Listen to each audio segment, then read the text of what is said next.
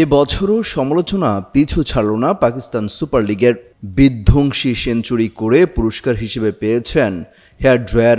যা নিয়েই শুরু হয়েছে সমালোচনার ঝড়। পাকিস্তান সুপার লিগে গত শনিবার মুলতান সুলতানের বিপক্ষে 4 উইকেটে জেতে করাচি কিংস।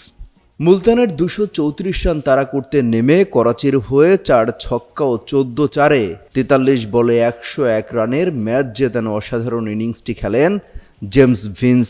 নিজেদের ইতিহাসে সবচেয়ে বেশি রান তাড়া করে জয়ের রেকর্ডও গড়ে করাচি। ইংল্যান্ডের এই ব্যাটসম্যান স্বাভাবিকভাবেই ম্যাচ সেরা এবং সেজন্য আলাদা পুরস্কারও পেয়েছেন।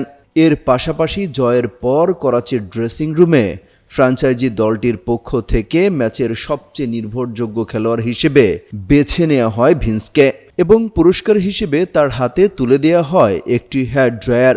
জানিয়ে সামাজিক যোগাযোগ মাধ্যমে এই পুরস্কার হাস্যরসের জন্ম দিয়েছে।